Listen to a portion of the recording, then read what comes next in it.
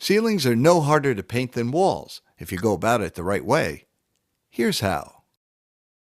First, empty the room of furniture. Anything you can't move out of the room, move to the center and cover it with drop cloths. Just like walls, the ceiling must be cleaned to remove all traces of soot, grease, and mildew. Professionals used an industrial cleaner called trisodium phosphate, or TSP. Now, it's often easier and safer to use a substitute. The easiest way to scrub the ceiling is to use a brand new sponge mop with the TSP solution. Wring the sponge mop out until the sponge is just damp, and scrub the ceiling as you would a floor.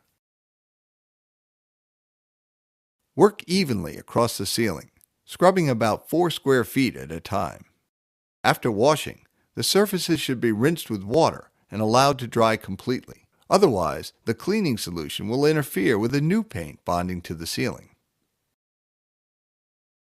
This ceiling is being repainted because the leaking roof just above had been repaired.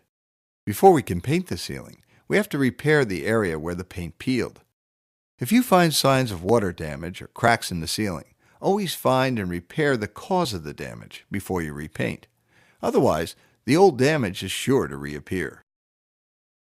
First, scrape away the loose paint with a sharp paint scraper. Then sand the damaged area with medium sandpaper.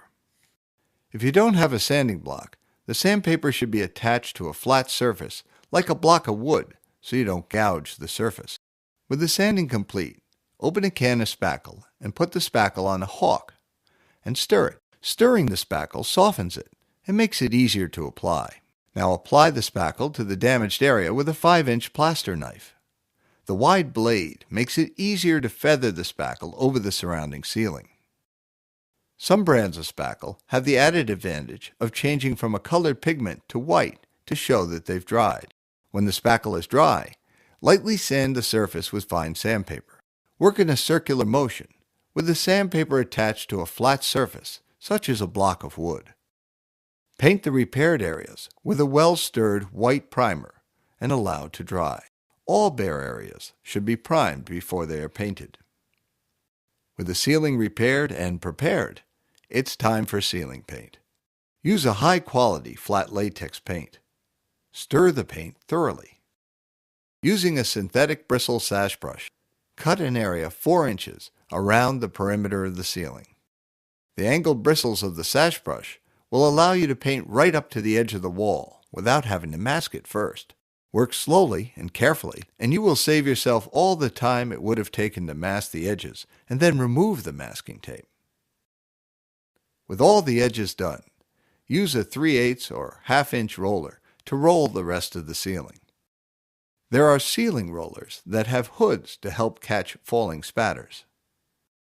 Start in the corner that's furthest away from the door to the room. Make a W about 3 feet in size with the paint, and then continue to fill the area.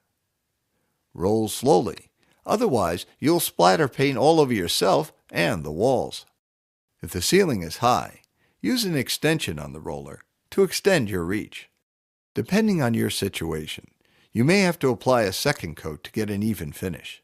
But soon the newly painted ceiling will be brightening your room with a fresh new look.